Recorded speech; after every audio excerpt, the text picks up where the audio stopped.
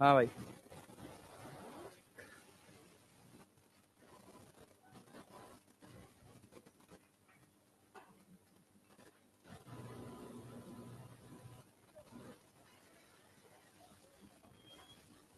हाँ भाई।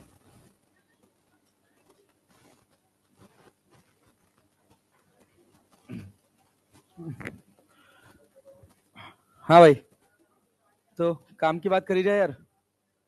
देखो भाई, वेव ऑप्टिक्स बहुत छोटा सा चैप्टर है, 3 से 4 लेक्चर का है। हाँ हाँ, ढंग से पढ़ोगे तो 3, थोड़ा रैंडम पढ़ोगे तो 4, बस 4 में खत्म हो जाएगा। मैक्स टू मैक्स 4, इससे ज्यादा नहीं जाएगा। तो देखो, जब हम बात करते हैं इलेक्ट्रोमैग्नेटिक स्पेक्ट्रम का ना भाई, तो ये सब तो देखो, मुझे लगता है कि ये सब अब बात करने वाली बात तो होनी नहीं चाहिए यार। क्या कहते हो यार? इलेक्ट्रोमैग्नेटिक स्पेक्ट्रम पे बात की जाए। Radio, micro, infra visible, ultraviolet, x-rays, और एक और होता है गामा रेज। पढ़े हो ना? क्या चीज? फ्रीक्वेंसी और वेवलेंथ वैल्यू। एक आ गया था यार, एग्जाम में नहीं आएगा, नीट में नहीं आएगा। क्या चीज? अरे केवल वेवलेंथ रेंज था भाई, वो तो न्यूमेरिकल डेटा से निकलेगा।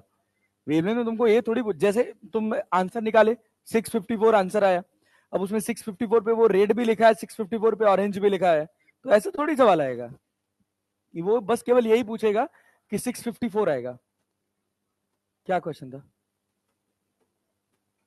हाँ, किसका एनर्जी? वो तो सीक्वेंस में अलाइन हो जाता है यार, ऐसे तुमको डेटा नहीं आएगा। वैसे अभी इलेक्ट्रोमैग्नेटिक वेव्स पढ़ेंगे तो उसमें तो सारी स्पेक्ट्रम पढ़ेंगे, तो सबका प्रॉपर्टी, सबका रेंज, वो तो याद करना ही है, वो तो रटना ही है, बट ऐसे सवाल नहीं पूछा जाता। वो तुम इसी अरेंजमेंट से मिला लोगे। हुँ? मिल जाता है, अरेंजमेंट से मिल जाएगा वो।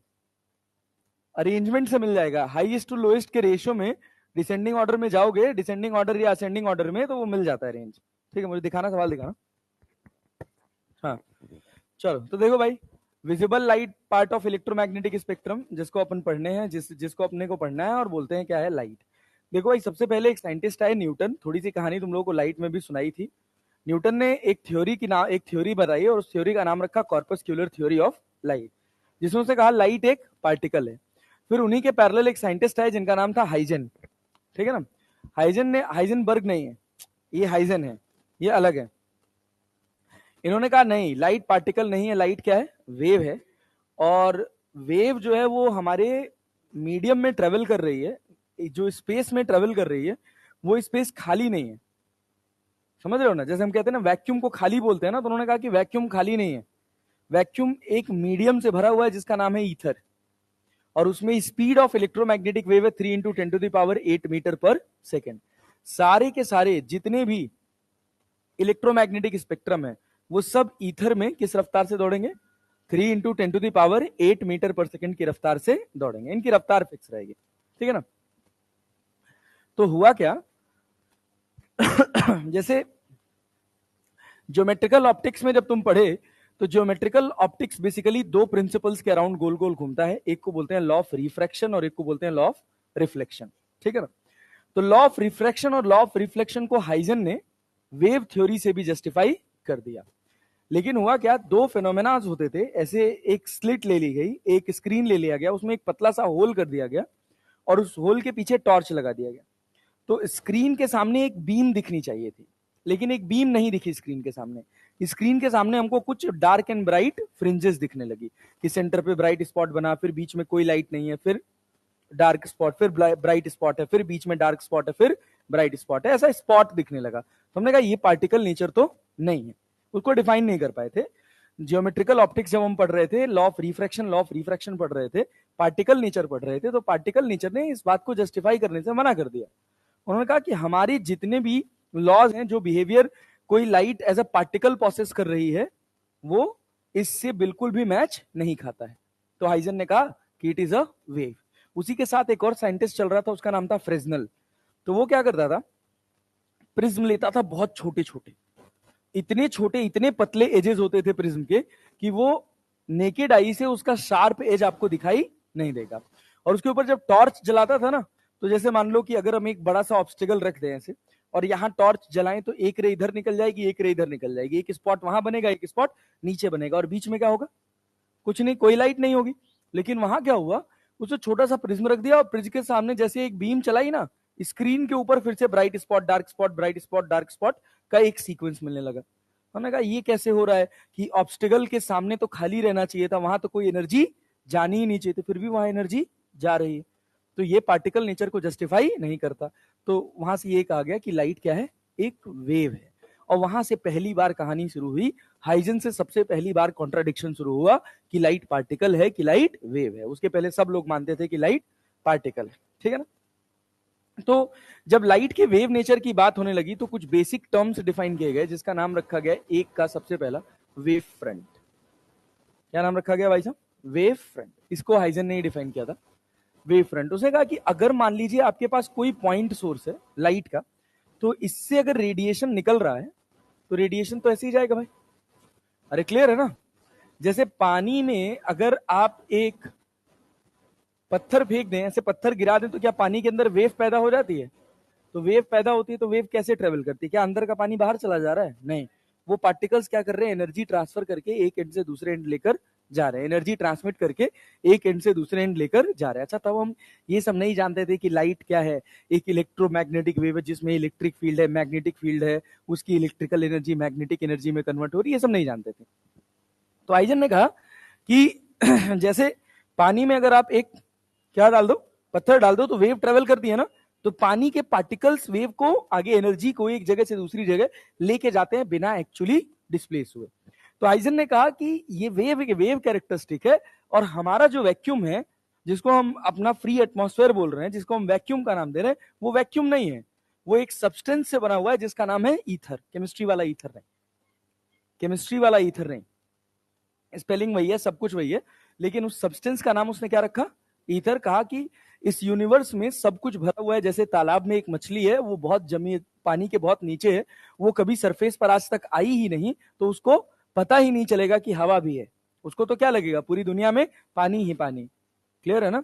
तो वैसे हमारे लिए ये यूनिवर्स, जिसको हम कह रहे हैं कि ये यूनिवर्स खाली है, क्लियर है ना, उसके लिए, हाइजन के लिए यूनिवर्स खाली नहीं था।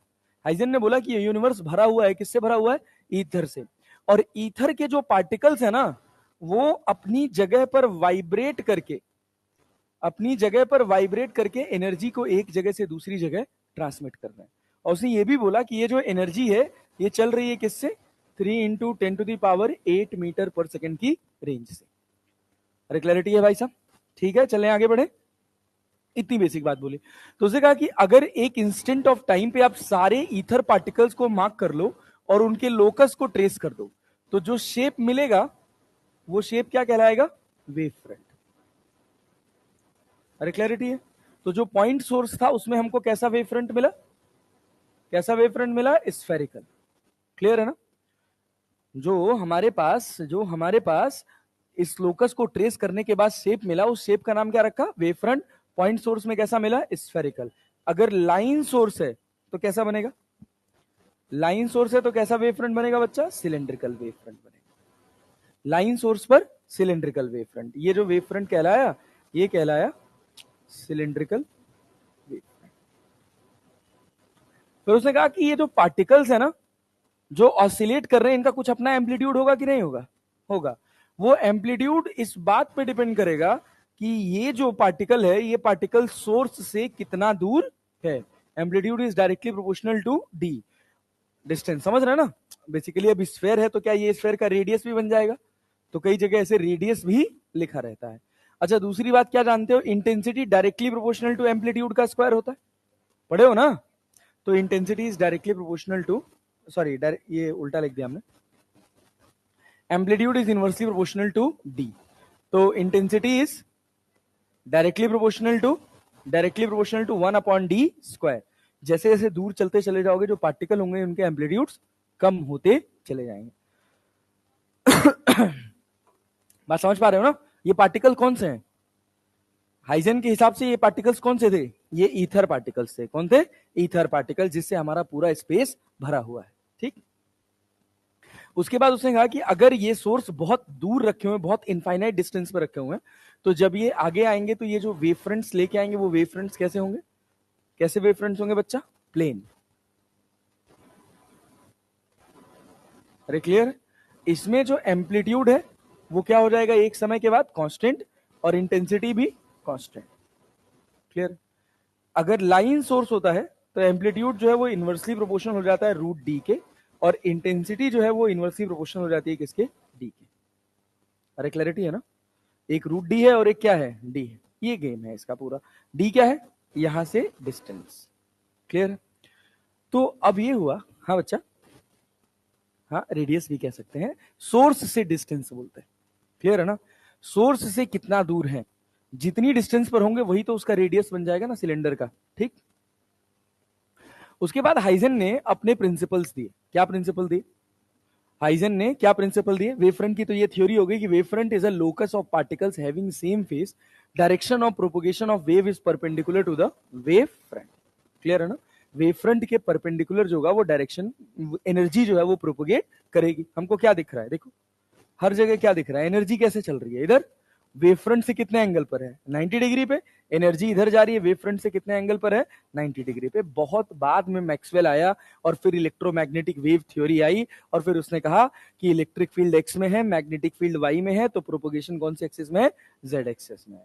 और उसको चलने के लिए किसी मीडियम की जरूरत नहीं पड़ रही है, क्योंकि यही इलेक्ट्रिक फील्ड मैग्नेटिक फील्ड बना रही है, फिर यही मैग्नेटिक फील्ड क्या बना रही है? इलेक्ट्रिक फील्ड, और एनर्जी कन्वर्ट होते हुए एक मीडियम से दूसरे मीडियम में, मतलब एक जगह से दूसरी जगह ट्रांसफर हो जा रही है। तो जब ये बात हो गई तो हाइजन का सबसे बड़ा फेलियर बन गया ये। हाइजन के लिए सबसे बड़ा फेलियर ये बन गया कि वो ईथर के एग्जिस्टेंस को डिफाइन नहीं कर पाए। क्लियर है? तो बात हुई कि अगर मान लो ये वेव फ्रंट है, ये एक वेव फ्रंट है, तो अगला वेव फ्रंट कैसे बन रहा है? ये जो वेव फ्रंट होगा ना, it will behave like a source. This wave front will behave like source for next wave front. ठीक है ना? उसका नाम होता है वेवलेट। क्या नाम होता है? वेवलेट। समझना, देखो एक डायग्राम दिया हुआ है यहां पे, इधर देखो, ये डायग्राम है।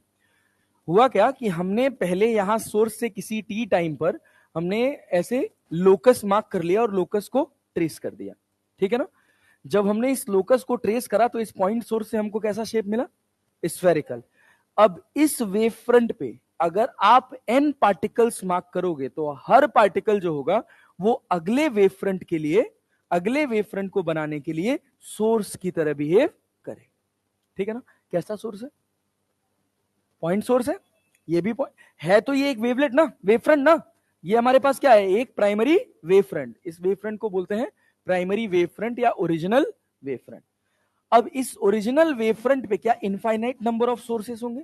आइडेंटिकल टू दैट, कि जैसे वो जहां से वो प्रोड्यूस हो रहा है, कैसे प्रोड्यूस हुआ? पॉइंट सोर्स से। तो ये सारे के सारे क्या बनेंगे? Point source. इनसे भी जो एनर्जी निकलेगी वो क्या? चारों तरफ निकलेगी, स्फेरिकल निकलेगी। क्लियर है? तो ये जो स्फेरिकल पोर्शन है, इसके लोकस को अगर आप ट्रेस कर ले रहे हैं, क्लियर है ना, इसके लोकस को आप मार्क कर ले रहे हैं, तो ये जो वेव फ्रंट बन रहा है ये कहलाता है क्या?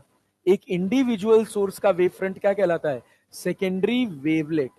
और इसी सेकेंडरी वेवलेट के लोकस को अगर आप मिला देते हैं तो वो क्या बन जाता है? Secondary wave front. अब फिर ये सेकेंडरी वेव फ्रंट अगले आने वाले सेकेंडरी वेवलेट के लिए प्राइमरी वेव फ्रंट बन जाएगा।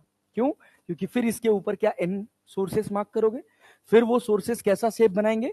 स्फेरिकल। तो जो स्फेरिकल शेप बना वो कहलाता है सेकेंडरी वेवलेट। क्या कहलाता है? और फिर उन स्फेरिकल वेव्स का इसके परपेंडिकुलर अगर आप लोकस मार्क करके एक ट्रेस बनाओगे, जो लोकस मार्क करके आप ट्रेस खींचोगे, वो ट्रेस आपको क्या बना के देगा? Secondary wavelet, secondary wave front, secondary wave front. ये प्रोसेस ऐसे आगे चलता रहेगा। ठीक है ना?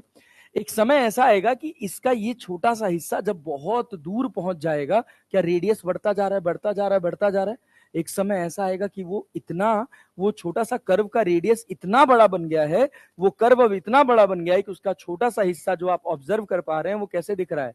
As a plane, as a plane. उसी को बोलते हैं प्लेन वेव फ्रंट। यही कहानी है पूरी। ठीक है ना? तो देखो हाइजन ने बेसिक थ्योरी समझाई। This theory is valid for all types of wave, जो भी वाइब्रेशन से प्रोड्यूस होती है, चाहे लॉन्गिट्यूडनल वेव हो चाहे ट्रांसवर्स वेव हो। The locus of all ether particles vibrating in same phase is known as wave front. Ether particle जो एनर्जी लेके जा रहे हैं, अगर उनके सारे लोकस को एक इंस्टेंट ऑफ टाइम पे ट्रेस करके मिला दोगे तो जो शेप बनेगा वो शेप क्या कहलाएगा? Wave front. क्या कहलाएगा? Wave front. अरे क्लैरिटी है? हर वेव फ्रंट क्या इनफाइनाइट सोर्स की तरह बिहेव करेगा? हमेशा वैसा ही सोर्स बनेगा जिस सोर्स से वो प्रोड्यूस हो रहा है। क्लियर है क्या? और उस सोर्स से निकलने वाला जो वेव फ्रंट बन रहा है, जो शेप बन रहा है, उसको अपन क्या बोलते हैं? Secondary wavelet. क्या बोलते हैं? अब डायरेक्शन ऑफ प्रोपोगेशन के अलोंग अगर सेकेंडरी वेवलेट्स के लोकस को ट्रेस करके मिला दोगे तो क्या बन जाएगा? Secondary wave front. क्या बन जाएगा? Secondary wave front. अब फिर वो सेकेंडरी वेव फ्रंट क्या बनेगा? Primary wavelet. Primary wave front. Wavelet नहीं, प्राइमरी वेव फ्रंट। वेवलेट कभी प्राइमरी नहीं हो सकता, वेवलेट हमेशा सेकेंडरी होगा। जैसे समझो मैं हूं, क्लियर है ना? मेरे बगल में एक ईथर पार्टिकल है, मैं कैसा सोर्स हूं? एक पॉइंट सोर्स हूं। कैसा सोर्स हूं? Point source. मेरे से एनर्जी निकली, इस ईथर पार्टिकल को मिली। अब ईथर पार्टिकल क्या करेगा? वो एनर्जी को आगे ट्रांसफर करेगा। ये ईथर पार्टिकल कैसे बिहेव करेगा? पॉइंट सोर्स की तरह। ठीक है ना? तो मुझे इस ईथर पार्टिकल का ज्ञान कैसे हुआ? जब मैं ओरिजिनल सोर्स हूं तो मैंने जो एनर्जी ट्रांसफर करी है हर डायरेक्शन में, मैंने एक स्पेसिफिक इंस्टेंट ऑफ टाइम पर मार्क लगाया है और सारे लोकस को ट्रेस किया है। तो जो शेप बना है उस शेप का हमने नाम क्या दिया है? Primary wave front. क्या बना है? अब उस प्राइमरी वेव फ्रंट पर लाई करने वाला हर एक पॉइंट एक सोर्स की तरह काम करेगा। ठीक है ना? क्या उस सोर्स का शेप बनेगा? अगर पॉइंट सोर्स है तो कैसा बनेगा? स्फेरिकल। लाइन सोर्स है तो कैसा बनेगा? सिलेंड्रिकल।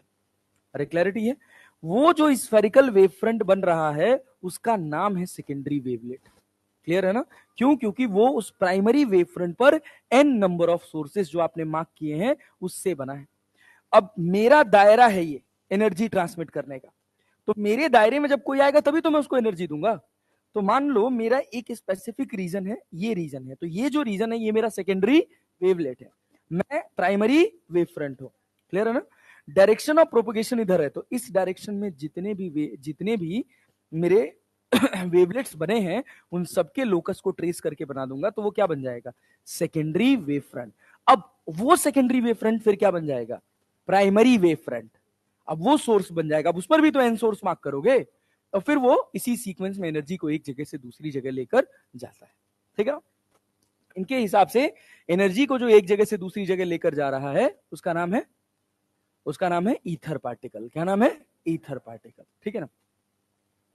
वही सारी बात, light travels in the medium in the form of wave front.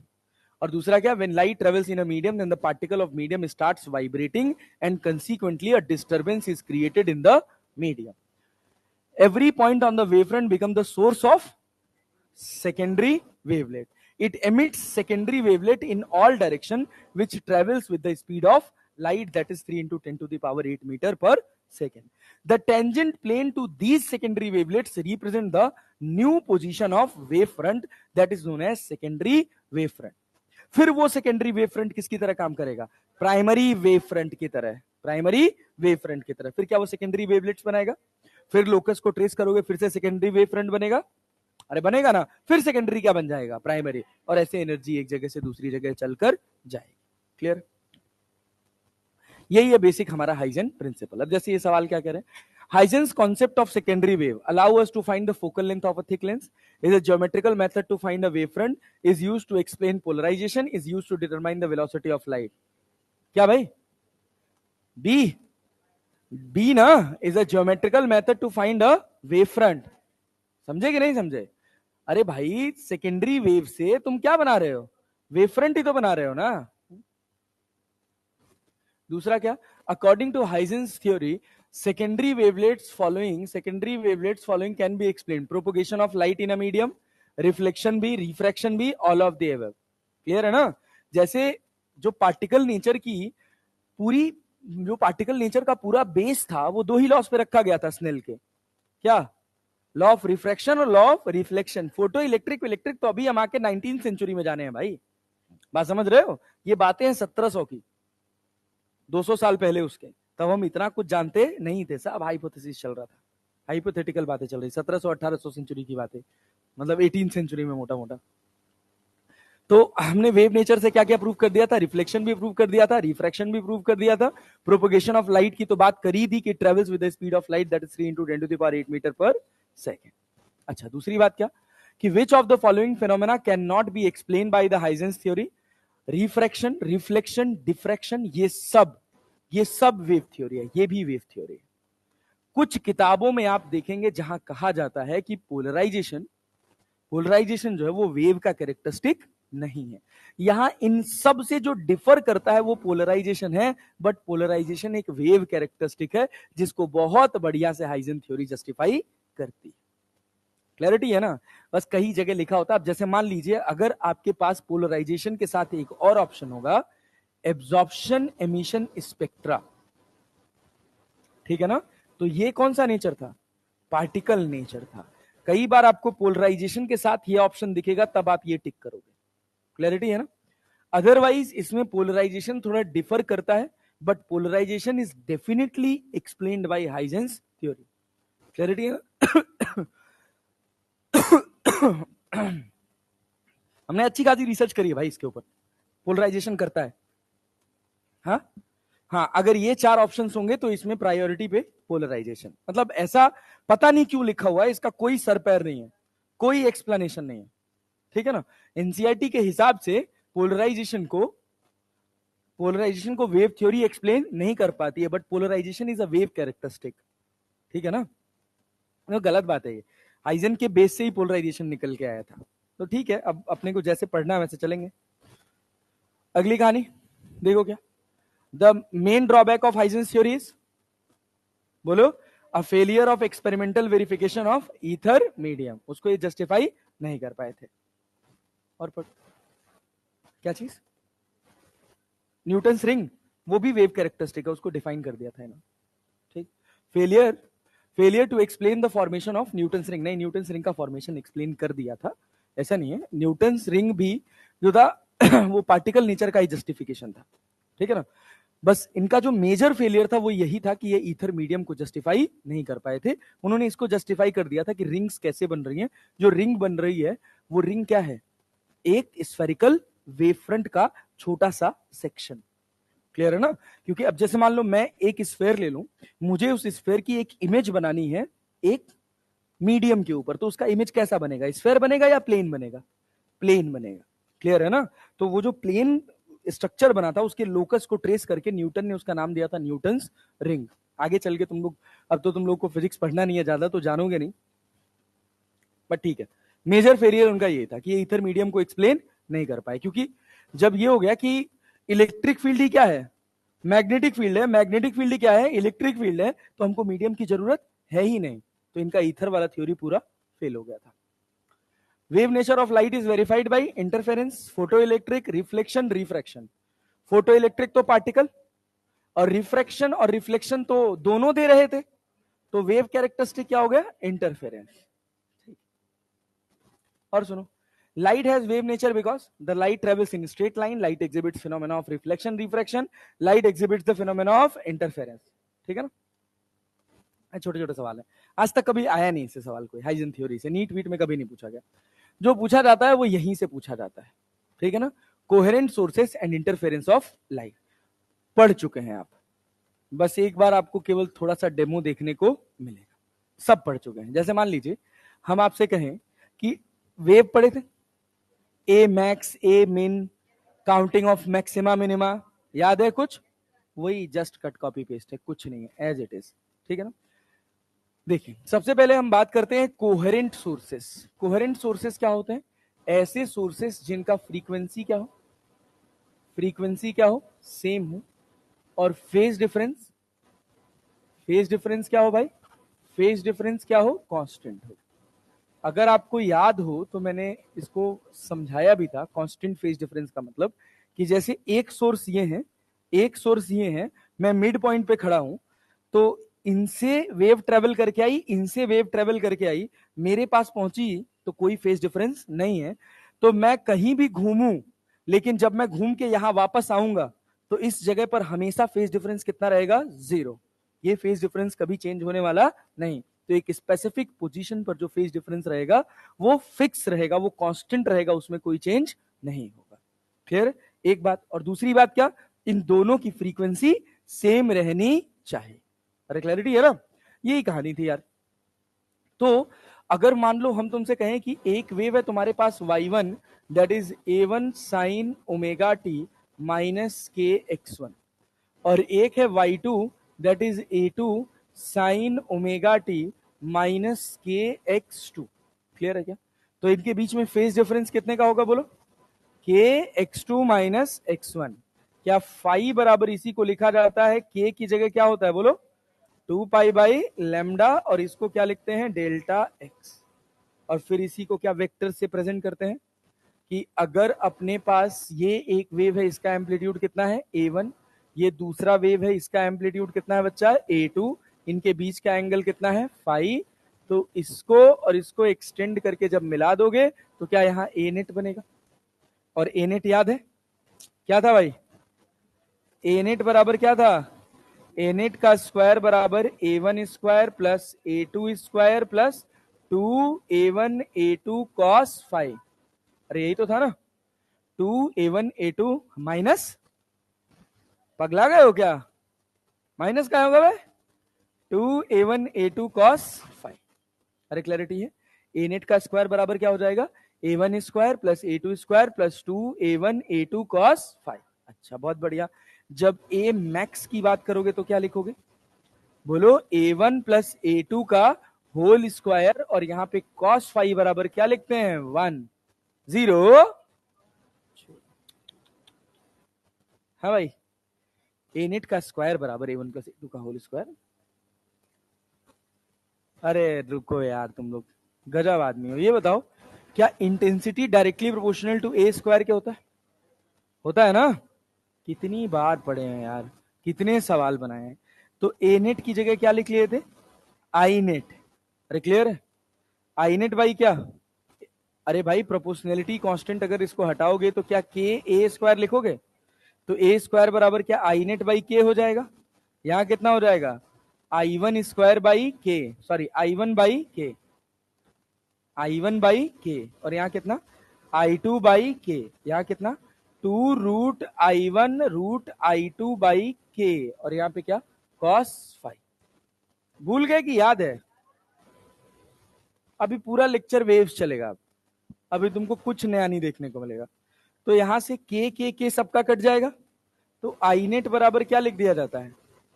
I1 plus I2 plus 2 root I1 I2 cos five. अरे क्लियर है क्या?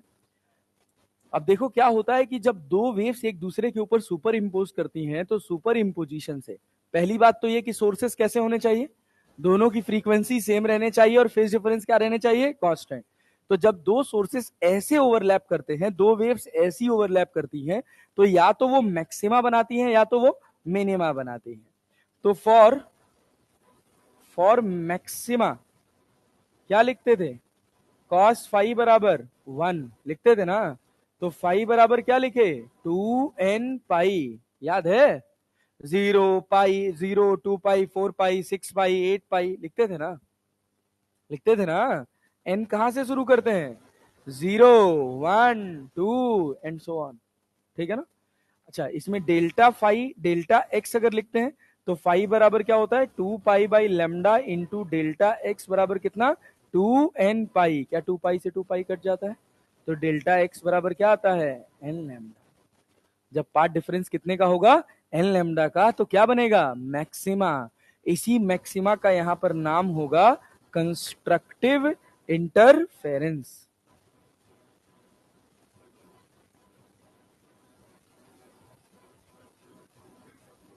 अरे क्लियर है क्या? क्या नाम होगा? Constructive interference.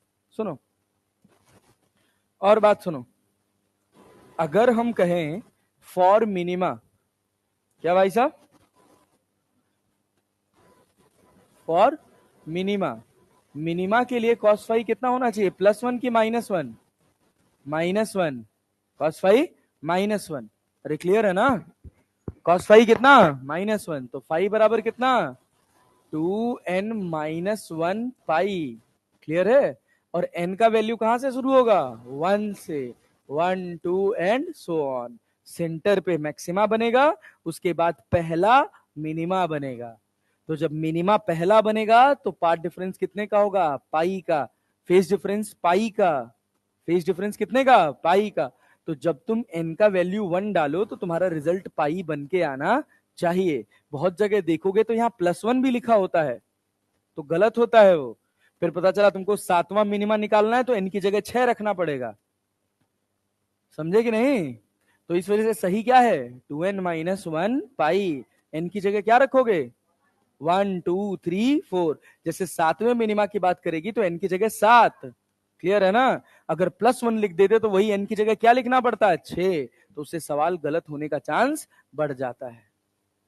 ठीक है, चलो और देखो, ये हो गया तुम्हारे पास। अच्छा, अगर हम a मैक्स लिखें तो a मैक्स का स्क्वायर क्या लिखेंगे? a1 square plus a2 square plus 2a1 a2, यही तो लिखोगे, क्योंकि cos फाई का वैल्यू कितना है? 1। तो ये क्या हो जाता है? a1 प्लस a2 का whole square, that is equal to a max का स्क्वायर। तो a मैक्स बराबर a1 plus a2, same as a मिन बराबर a1 माइनस a2। अरे क्लियर है क्या? अच्छा, ये पता है कि i1 अपॉन i2 जो होता है वो a1 square upon a2 square के होता है ना? जब हम i मैक्स लिखते हैं तो i मैक्स को लिखते हैं √i1 प्लस √i2 का होल स्क्वायर। जब i मिन लिखते हैं तो क्या लिखते हैं? √i1 माइनस √i2 का होल स्क्वायर। पूरा वेव्स है, कट कॉपी पेस्ट, कुछ अलग नहीं। अरे समझे? अब सोचो, अगर तुमसे कहा जाए कि आई मैक्स अपॉन आई मीन बताओ कितना होगा, तो sir I max upon I mean को अपन लिख सकते हैं ए मैक्स अपॉन ए मीन की स्क्वायर। ए मैक्स अपॉन ए मीन का स्क्वायर ना? नहीं आया? आया भाई। मतलब क्या? a1 प्लस a2 का whole square upon a1 minus a2 का होल स्क्वायर, या इसी को लिखते हैं √i1 प्लस √i2 का whole square upon √i1 minus √i2 का होल स्क्वायर। अरे पता है? पक्का जी? अच्छा, मान लो अगर ऐसे लिखा है कि P बाई क्यू बराबर A plus B upon A minus B, तो P plus Q upon P minus Q को क्या A बाई बी लिख लेते हैं?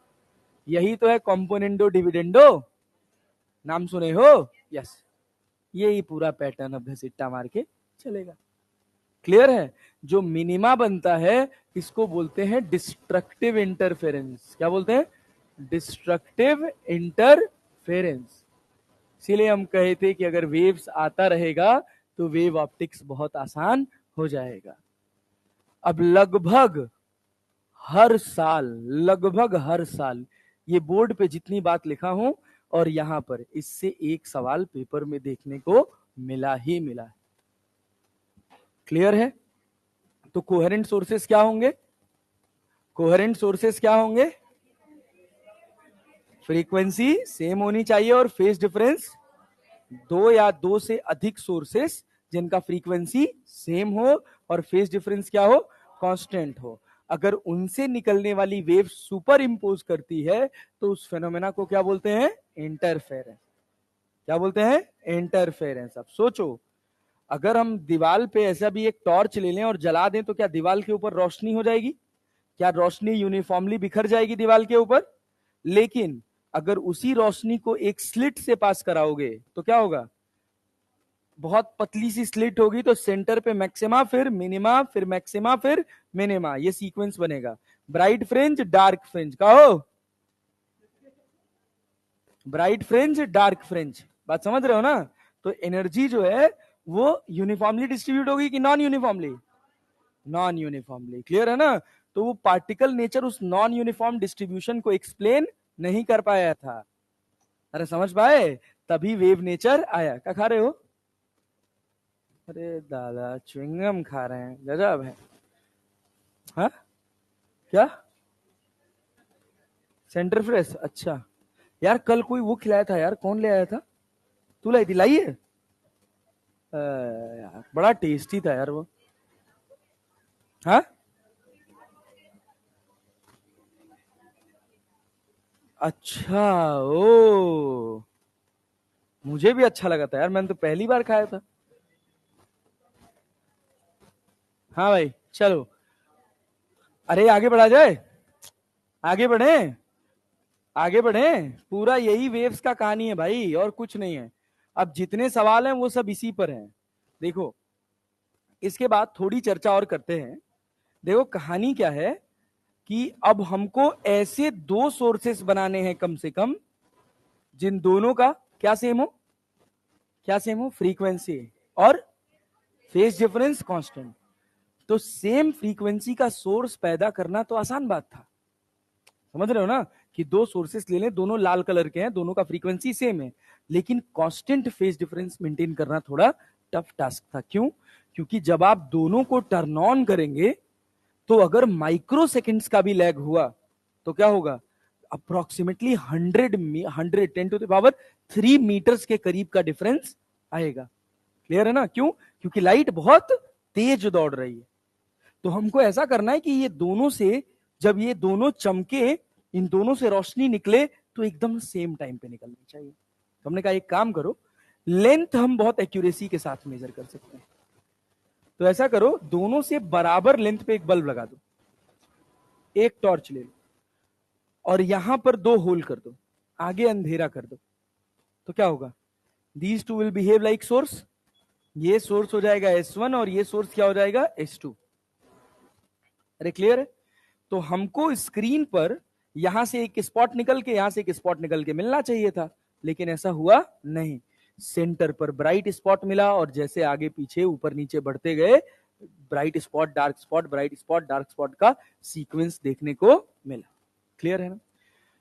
तो कंडीशन क्या है इसमें कि इस सोर्स से जो वेव निकल रही है उसका एम्पलीट्यूड कितना है, A1।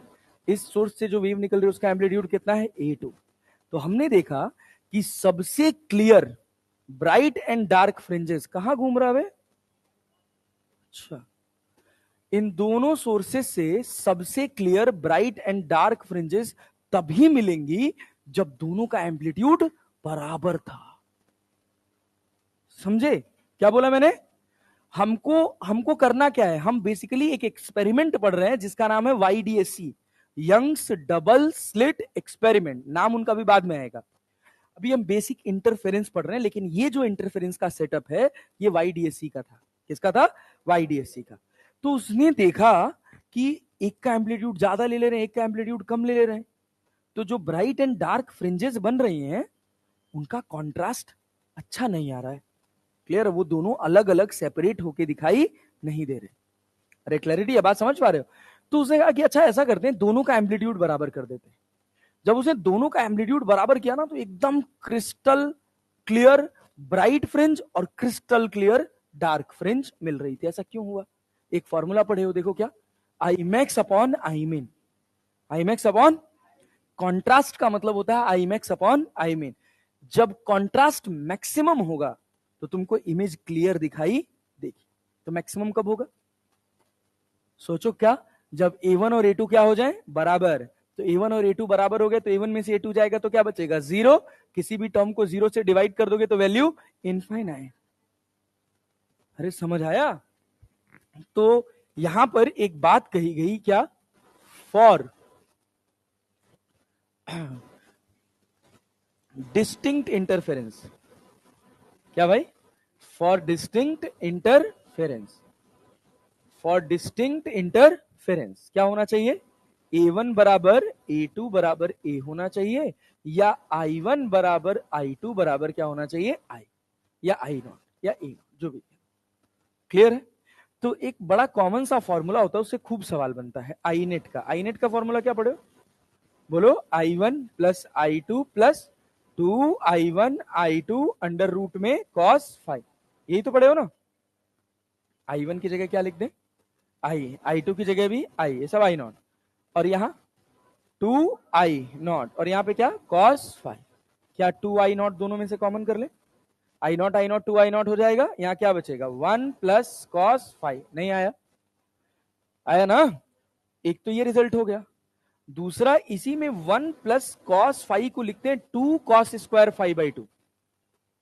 नहीं आया। आई नेट बराबर 4 आई नॉट कॉस स्क्वायर 5/2। ये हम कैसे लिखे? याद है? याद है कॉस 2 थीटा का फॉर्मूला याद है? अरे नहीं याद है भाई तुम्हें।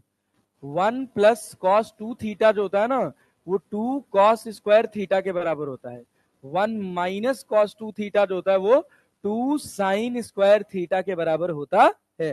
तो यहां 2 नहीं था, तो हमने कहा एक काम करो, 2 से मल्टीप्लाई कर दो और 2 से डिवाइड, तो क्या मेरा थीटा 5/2 हो जाएगा। तो 1 प्लस कॉस 2 5/2 को क्या मैं 2 कॉस स्क्वायर 5/2 लिख सकता हूं? तो लिख दिया क्या 2 कॉस स्क्वायर 5/2। तो 2 2 जा 4। तो जो मैक्सिमम इंटेंसिटी हो गई वो हो गई कितनी? बोलो, ये मैक्सिमम कितनी हो गई? 4 आई नॉट और मिनिमम 0। नहीं आया। सोच, अगर कॉस 5 का वैल्यू तूने नेगेटिव भी रखना है तो भी स्क्वायर करेगा तो क्या होगा? पॉजिटिव। पॉजिटिव, क्लियर है? तो कॉस की इस कॉस स्क्वायर थीटा की जो मैक्सिमम वैल्यू होती है वो 1 होती है और मिनिमम वैल्यू होती है 0। तो मेरा मैक्सिमम एम्पलीट्यूड कितना होगा? 4 आई नॉट और मिनिमम कितना हो जाएगा? 0। क्लियर है ना? तो जहां 0 होगा वहां कोई रोशनी नहीं है, तो क्या वो क्लियर डार्क दिखेगा? समझ रहे हो ना? तो एक अच्छा ब्राइट दिखने के लिए एक अच्छे डार्क का दिखना जरूरी है। समझे ना? बिना अंधकार के प्रकाश का कोई महत्व नहीं है। समझे ना? हाँ, यही है पूरा इंटरफेरेंस जो तुम यहां पढ़े। मतलब आधा इंटरफेरेंस। आधा इंटरफेरेंस हमने क्या पढ़ लिया? Condition of maxima and minima. अच्छा, हम लोग काउंटिंग ऑफ मैक्सिमा मिनिमा भी सीखे थे, याद है? पक्का? चल 2 3 सवाल करा दे रहा हूं, फटाफट बताना। तो counting of maxima and minima. सोच, अगर हम कहें कि ये सोर्स S1 है, ये सोर्स S2 है, इनके बीच का गैप 3.8 लेमडा है, तो बताओ कितने मैक्सिमा कितने मिनिमा? सेंटर पे क्या बनेगा? 0। फिर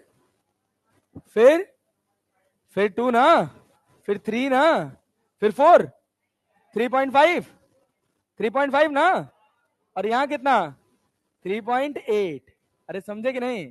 फिर यहां लैम्डा, 2 लैम्डा, 3 लैम्डा, 3.5 लैम्डा। याद है नंबर ऑफ मैक्सिमा? बोल बोल बोल। 1 2 3, 3 3 6 और सेंटर वाला 7। Number of मिनिमास? Number of मिनिमास 8 8 8। अरे भाई, नंबर ऑफ मिनिमास देखो ना, 1 2 3 4, चौथा है ना ये? अरे है कि नहीं? 4 इधर 4 इधर, नंबर ऑफ मिनिमास कितने? 8। बताया था ना? वैसे तुम्हारे लिए जो सबसे इंपॉर्टेंट काउंटिंग है वो ये वाली है।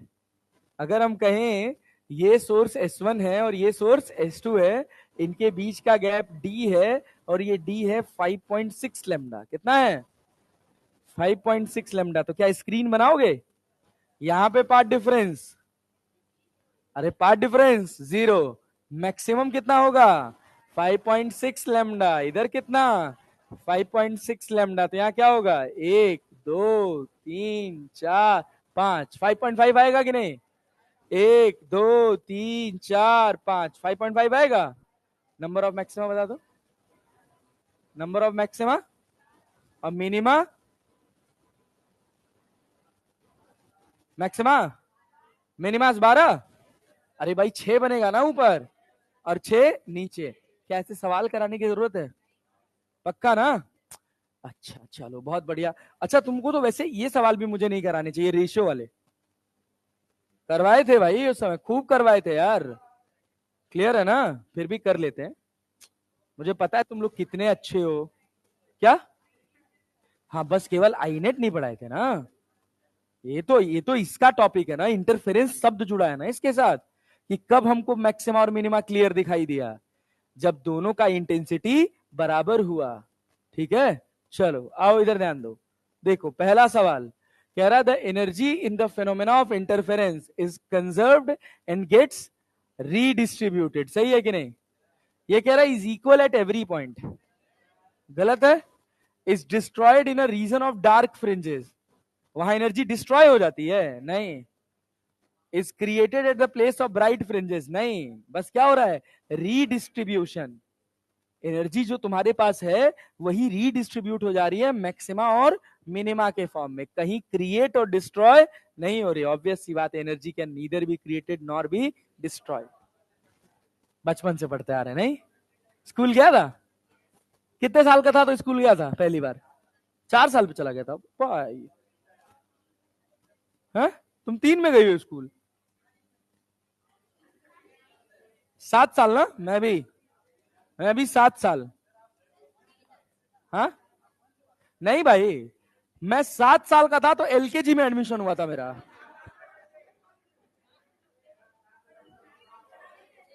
इतने इतने बच्चों के बीच में मैं अकेला बड़ा बैठा हूं। एक दिन में? हाँ? हाँ? फिर उसके बाद 10-12 दिन पढ़ा था एलकेजी में। नहीं, एलकेजी में तो 3-4 दिन पढ़ा था। जो मिलता है ना भरने के लिए ABCD, एक ही दिन में पूरा भर डाला। नया नया स्कूल जाने का शौक था, सब भर डाला। अरे तो जब मैं 7 साल का था तो मेरा हाउस एजुकेशन, होम एजुकेशन जिसको बोलते हैं, वो बहुत अच्छा हुआ था। मैं 7 साल की उम्र में साफ सुथरा लिख लेता था। मुझे 1 से लेके 20 तक पहाड़ा आता था। 1 से लेके 100 तक गिनती आती थी, हिंदी में भी और अंग्रेजी में भी। A to Z लिखने आता था। A से लेके Z तक सारे वर्ड से आते, एक एक सबके याद थे। इतना घर पे पढ़ाया गया था हमको। हाँ? एलकेजी में एडमिशन क्यों हुआ? वो स्कूल शुरू एलकेजी से था। तो जो काउंसलर बैठती है एडमिशन करने के लिए, उसने कहा कि एग्जाम एग्जाम कुछ नहीं। उसको ये पता चला कि मैं पहली बार स्कूल आ रहा हूँ, तो कहाँ टेस्ट वेस्ट थोड़ी होता था। उसको लगा ऐसे बंड टाइप होगा आदमी जो 7 साल में जागा है कि इसको स्कूल जाना है, क्या ही होगा वो। तो उसने बैठा दिया एलकेजी में। फिर अरे लगभग वही 3-4 दिन एलकेजी, 10-12 दिन यूकेजी, उसके बाद फर्स्ट। फिर उसके बाद फर्स्ट पढ़ा, फर्स्ट पूरे साल पढ़ा हूं, एक पूरा साल पढ़ा हूं। सेकंड नहीं पढ़ा हूं, फिर थर्ड। हाँ, जंप, सीधे जंप। जो लोग 4 साल में स्कूल गए थे, मैं थर्ड क्लास में डायरेक्टली उनके बराबर 1 साल में। तो हो गया, खत्म। चलो ये बोलो, ये बोलो see the resultant amplitude interference. Mic चल रहा है यार। The resultant amplitude in interference with two coherent sources depends upon both the above, na? Which of the following nature of light wave is supported by the phenomena of interference? Longitudinal, transverse या both? Both. अरे both भाई। Sound wave देता है ना maxima minima, sound wave में ही तो पढ़े थे। ये देखो कह रहा, इसको सवाल ध्यान से बताना, ध्यान से बताना। क्या दोनों का ओमेगा सेम है?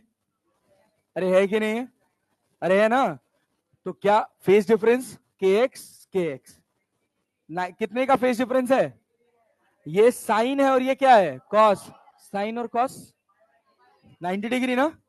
Phase difference is constant and frequency is same, मतलब सोर्सेस विल बी कोहेरेंट। अरे ठीक है ना? हाँ,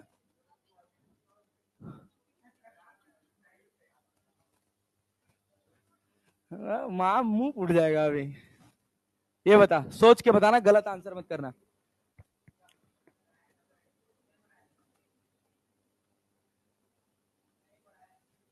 कह रहा है in Young's double slit experiment, if there is no initial phase difference between the lights from the two slits at point on the screen corresponding to the fifth minima has a path difference. Fifth minima has a path difference. A होगा? अबे भाई, minima के लिए path difference का formula क्या है? λ/2। तो पांचवा बोला है ना, तो n की जगह 5 रखेगा ना, तो 9λ/2। अब ऐसे सवाल गलत करोगे यार तुम तो कैसे नीट में होगा यार। ये देख तो, for distinct interference pattern to be observed. हाँ सुनो सुनो सुनो, फॉर डिस्टिंक्ट मतलब clear, interference to be observed, necessary condition is that the ratio of intensity of light emission by both the sources should be कितना होना चाहिए? अभी तो बताया, दोनों का इंटेंसिटी सेम होना चाहिए। अरे क्लियर है ना? ये देख तो, the coherent source of light produces constructive interference when phase difference between them is pi. Pi 2n पाई है ना, जीरो तो ऑप्शन ही नहीं है। चुप, ध्यान से सुन गधेड़े। Pi by 2। डेल्टा फाई का वैल्यू क्या होता है मैक्सिमा के लिए? डेल्टा फाई का वैल्यू मैक्सिमा के लिए क्या है? 2n पाई। तो जीरो है इसमें? नहीं, 2 पाई है ना। एन का वैल्यू 0 1 2 3 4 चलता है ना, तो कौन सा आंसर होगा? 2 पाई ना। नहीं आया यार। और सुन, ये देख, ध्यान से करना। In an interference of light derived from two slit aperture, if at some point on the screen yellow light has a path difference कितना? 3 lambda by 2, then the fringe at that point will be yellow in color, white in color, dark and bright. अरे lambda by 2, 3 lambda by 2, 5 lambda by 2, 7 lambda by 2, इस पे क्या मिलता है? Minima ना। Minima का मतलब डार्क, वहां कुछ है नहीं। हाँ, सब अंधेरा है, तुम्हारी आंखों के सामने भी छा रहा है। बच्चा बूझे कि नहीं? समझ आया? और देखो, यहां सुनो, ध्यान से सुनना, एक एक सवाल अच्छे से पढ़ के आंसर करो। Two beams of light having intensity I and 4i interfere to produce a fringe pattern on the screen. The phase difference between the beam is pi by 2 at point A and 2 pi at point B. Then find out the difference between the resultant intensities at A and B. बोलो, बताओ, याद करो। Phase difference कितना है बच्चा? पाई by 2। क्या इस पे इंटेंसिटी निकाल सकते हो? एक का इंटेंसिटी कितना है? आई। एक का कितना है? क्या 2 पाई पर भी इंटेंसिटी निकाल सकते हो? निकाल सकते हो। 2 पाई पे क्या बनेगा? मैक्सिमा की मिनिमा? 2 पाई पे क्या बनेगा? मैक्सिमा ना। तो मैक्सिमा मिनिमा बनेगा 2 पाई पे, मैक्सिमा बनेगा ना। और पाई बाई 2 पे सोच के, गधेड़े हो गया तुम लोग एकदम से, बिना सोचे समझे फट से मुंह फाड़ देना है। मिनिमा का फॉर्मूला क्या है? 2n-1 पाई। वहां क्या है? पाई बाई 2। समझ आया? नहीं आया? गरीब आदमी हो मैं, तुम लोग पता नहीं क्या है यहाँ दिमाग में। बांट रहे थे, सबसे पीछे लगे हुए थे तुम लोग लाइन में। सोच, तुझे बस पूरे मैक्सिमा मिनिमा में कुछ याद नहीं रखना, सिंपल सिंपल 4 बातें याद रखनी है। कंडीशन ऑफ मैक्सिमा क्या है? 2n पाई या n लैम्डा, 2n पाई या n lambda. Condition of minima 2n-1 पाई या 2n-1 पाई, पाई बाई 2 नहीं, 2n-1 पाई या पाथ डिफरेंस कितना? 2n-1 lambda by 2। ये याद रखना है, ठीक है ना? क्लियर है ना? पक्का? इसके क्या लिखे आए हूं ये क्या लिखा हूं सब? क्या है ये? तुरंत तुरंत भूलोगे? एक ही चीज 4 बार बोर्ड पे लिखूं? क्या लिखा हूं एक एक चीज? ये क्या लिखा है? फिर यहां क्या लिखा है? Maxima, delta x, delta phi, 2n pi, delta x बराबर n लेमडा। याद करो, बार बार दिमाग पे जोर दो। क्या? बोल बोल बोल, बोल जल्दी बोल। पाई बराबर कितना? 2n पाई। तो क्या बनेगा? मैक्सिमा। क्या बनेगा? और अगर 2n-1 पाई है तो इसके अलावा कुछ भी है तो क्या फॉर्मूला लगाना पड़ेगा? क्या फाई का वैल्यू गिवन है? कितना गिवन है सवाल में? पाई बाई 2 ना। तो ऐसे गधों की तरह मत पढ़ो यार तुम लोग यार, थोड़ा सा तो अच्छे बच्चे की तरह पढ़ो, थोड़ा तो सम्मान करो अपना। सोच, ये तो मुझे क्लियर है कि जब मैं इंटेंसिटी एट बी लिखूंगा तो मैं सीधा लिखूंगा 5i कि 3i। अरे आई बी इंटेंसिटी दिया हुआ है। इंटेंसिटी का फॉर्मूला क्या होता है? बोल बोल बोल। आई मैक्स का फॉर्मूला क्या है? √i1 प्लस √i2 का होल स्क्वायर, है कि नहीं है? i1 की जगह क्या लिखेगा? i2 की जगह 4i ना, तो क्या होगा? 2i। लिख लेना, नहीं आया? 2√i, यहां अपने पास हो गया √i, यहां हो गया कितना? 2√i, तो i भी कितना हो गया? i भी बोल, स्क्वायर है ना, 2 1 3, 3 त्रिका 9i, i भी हो गया कि नहीं हो गया? अपने को क्या निकालना है? जब फेज डिफरेंस कितना होगा? π/2, π/, तूने भाई अगर वहां पे 2π रखना है तो cos 2π का वैल्यू कितना होता है? 1 होता है ना, तो फिर वही सिंपल फॉर्मूला बन जाएगा √i1 प्लस √i2 का होल स्क्वायर, आई मैक्स बनेगा ना। यहां आई मैक्स होगा, आई मीन होगा, या दोनों के बीच में कुछ? दोनों के बीच में कुछ। क्यों क्यों क्यों क्यों? क्योंकि ना तो वो मैक्सिमा की कंडीशन में आ रहा है ना तो मिनिमा के। तो क्या लिखेगा? फॉर्मूला क्या होता है आई नेट लिखने का? i1 प्लस i2, बोल बोल बोल सब बोल, 2√i1 i2 cos 5, ये होता है, यही होता है। तो आइए बराबर i1 की जगह क्या लिखेंगे? i है, i2 की जगह 4i। अरे क्लियर है? और cos 90 का वैल्यू, cos 90 का वैल्यू 0, तो क्या बना? आइए 5i। तुझसे क्या पूछा है? Difference between the resultant intensities at A and B कितना है? 4i ना, नहीं आया?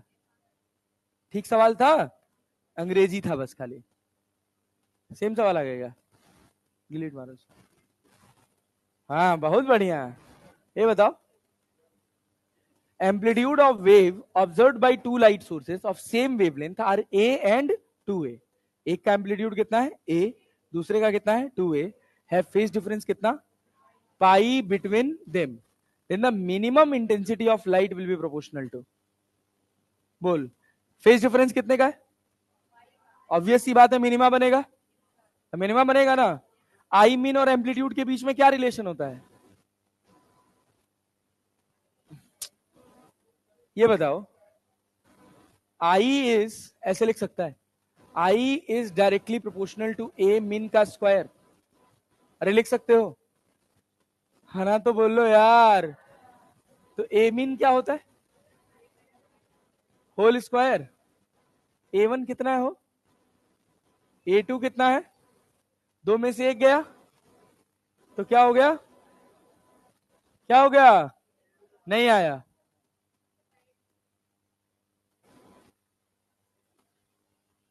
हम कर सकते थे डायरेक्ट, बिल्कुल कर सकते थे, लेकिन अगर यहां 2 होता और यहां 5 होता तो 5 में से 2 घटाना पड़ता, तो 5 में से 2 जाता तो कितना? 3, तो 3 का स्क्वायर 9, तो 9a स्क्वायर आ जाता।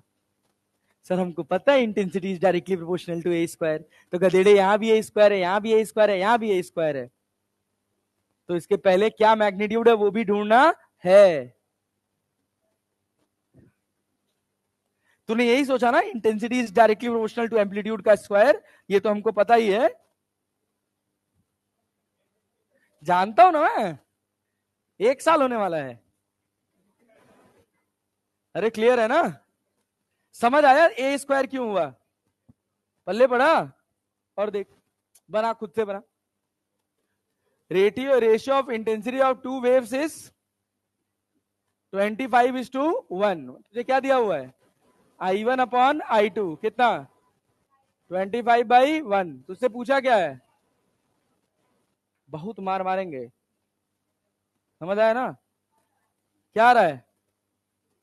आई मैक्स अपॉन आई मीन पूछा है ना, तो फॉर्मूला क्या? A1 प्लस A2 का whole square upon A1 minus A2 का होल स्क्वायर। क्या A1 A2 चाहिए होगा? तो A1 A2 का स्क्वायर है ना ये, तो A1 अपॉन A2 क्या बनेगा? 5:1, तो 5 और 1 6, 5 में से एक गया 4, तो कितना? 36 बटे, अरे 5 1 6, 36/16 ना, 16 ना, 4 9 है 36, 4 चौक को 16, क्या आया? 9:4।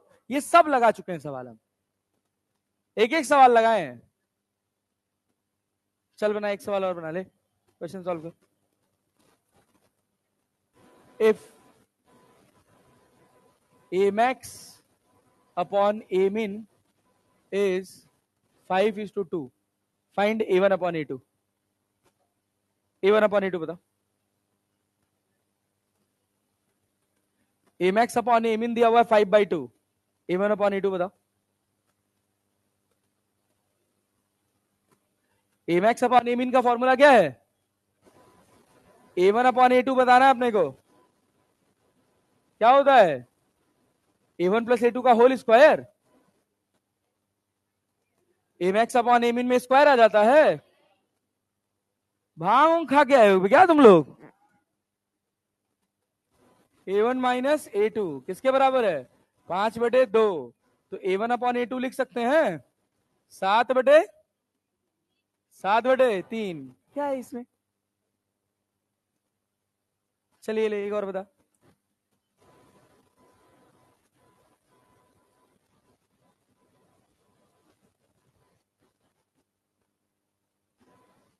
Nine is to 4. बता a1 अपॉन a2 क्या होगा? बोल. a1 अपॉन a2 बता. हाँ अच्छा उल्टा सवाल हो गया क्या? हाँ उल्टा हो गया. 5/1 कि 25/1?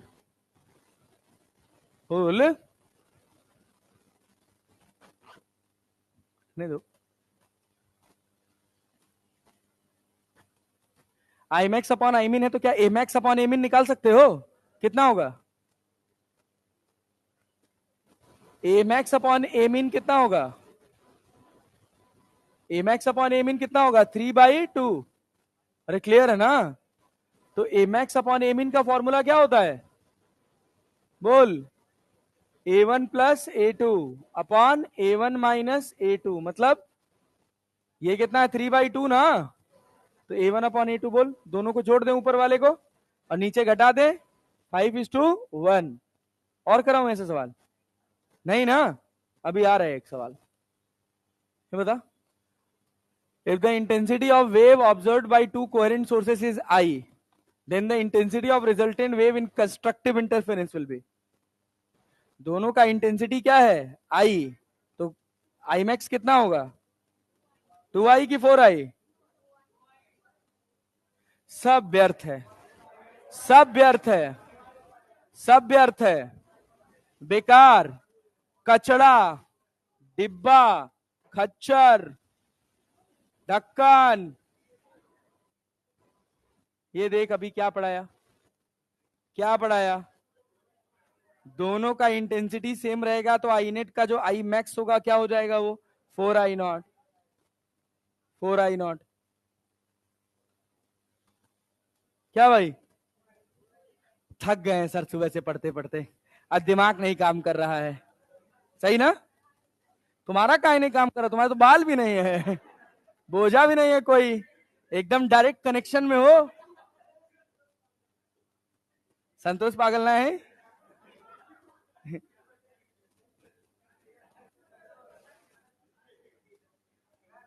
हाँ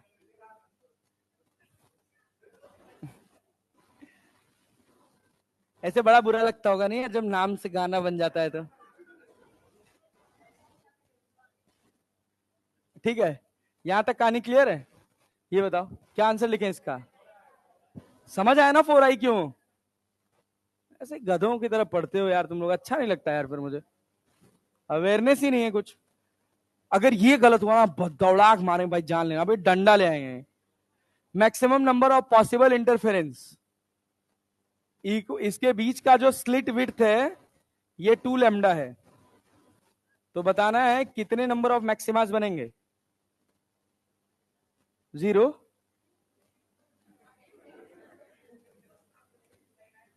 इनफाइनाइट बनेगा. मुर्गा बनने का मन है? ध्यान दे. कितना? हाँ 5 ही बनेगा. तो कॉन्फिडेंट तो रख थोड़ा सा. कितना बनेगा? नहीं समझ आया कैसे? ये देख यहां कितना 0 लैम्डा 2 लैम्डा लैम्डा 2 लैम्डा 1 2 3 4 5.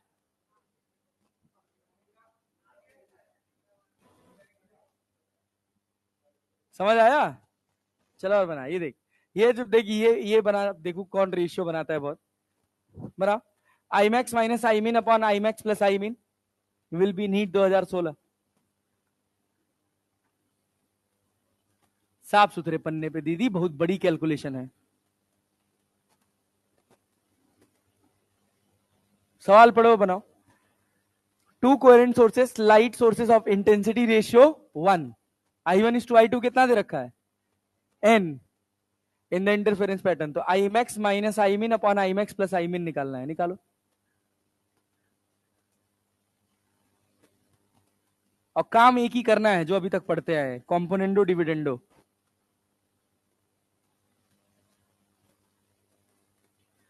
पहले क्या आई मैक्स अपॉन आई मीन निकालोगे? निकालो, कितना आ रहा है? आई मैक्स अपॉन आई मीन निकालो।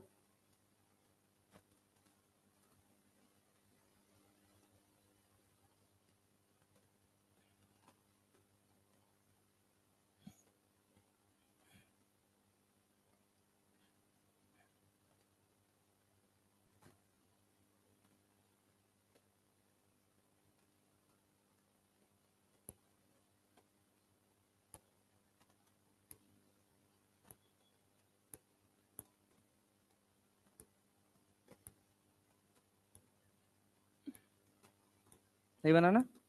पता है मुझे कैसे बनेगा। आई मैक्स अपॉन आई मीन कितना आया?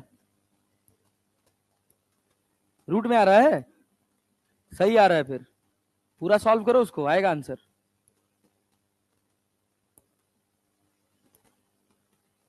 आई मैक्स अपॉन आई मीन कितना आया? नहीं बना? आओ एकदम से तुम लोग।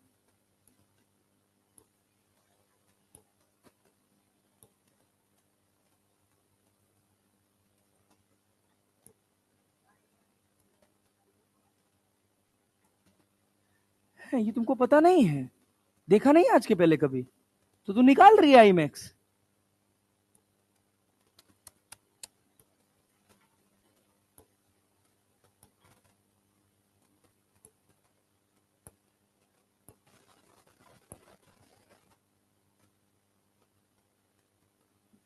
I1/I2 कितना दिया हुआ है?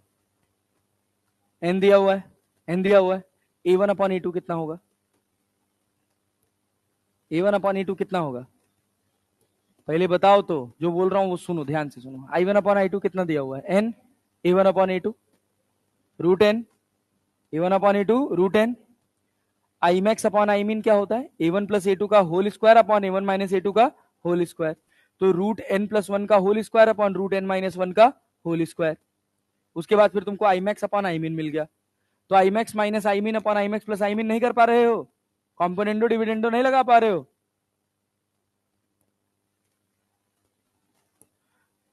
रूट n प्लस वन का whole square minus root n minus one का whole square upon root n plus one का whole square plus root n plus root n minus one का होल स्क्वायर। पता नहीं क्या कर रहे हो, मुझवानी सॉल्वर है। हाँ तो जाने दो ना, लंबा कैलकुलेशन नहीं करो, a प्लस बी का होल स्क्वायर नहीं आता है।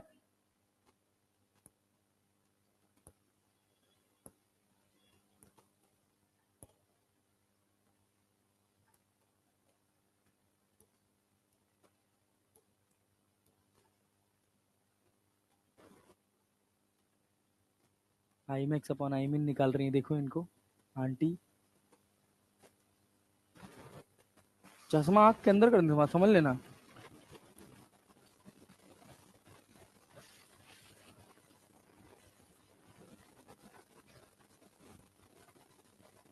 हाँ, पूरा सॉल्व नहीं किया तूने ना?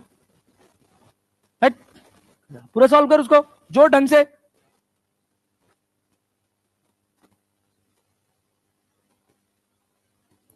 तो कैसे भूल गए थे? तो वैसे ही कॉपी टिक कुछ और होगा, ओएमआर में कुछ और भरा जाएगा। हम जानते थे, गाना याद है यार। हम जानते हैं तुम हमें ना साथ करोगे। नहीं, गाना सुने हो ये? ना दर्द की जंजीर से आजाद करोगे, दिल फिर भी तुम्हें देते हैं, क्या याद करोगे। जल्दी बताओ, अभी निकला कि अभी भी नहीं निकला? फॉर्मूला नहीं लगाने आ रहा है, खड़े हो जाओ, चलो उड़ो जल्दी। अरे मुंह बनाने से नहीं होगा ना। क्या लिखे बोल, क्या दिया हुआ है सवाल में, पहले ये बता। किसका किसका रेशियो दिया हुआ है? तो क्या लिखूं मैं यहाँ पे बोल? किस कौन सी इंटेंसिटी का? दो सोर्सेस हैं, सवाल नहीं समझ आओ तो शुरू कहां से हो? वैसे बहुत तेज काम कर रहा था। बोल बोल बोल, क्या लिखूं? इधर देख, क्या लिखूं यहाँ पे? I1/I2 कितना दिया हुआ है? √n। जब I1/I2 n दिया हुआ है, जब कभी भी Imax/Imin पूछे तो कभी भी √I1 प्लस √I2 से सवाल नहीं बनाना है, हमेशा A1 प्लस A2 से सवाल बनाना है।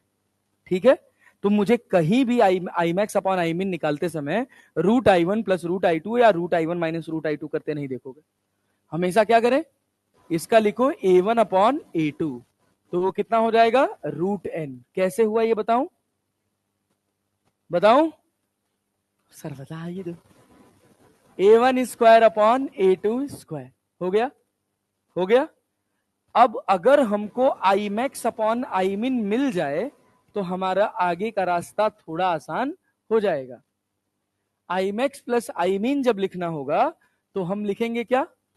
A1 प्लस A2 का whole square upon A1 minus A2 का होल स्क्वायर। ये A1/A2 क्या मिला है? √n/1। तो A1 की जगह, A1 प्लस A2 की जगह क्या लिखेंगे? √n+1 upon √n-1। ये क्या हो गया? Imax/Imin। क्या यही निकालना था? नहीं ना, क्या निकालना है?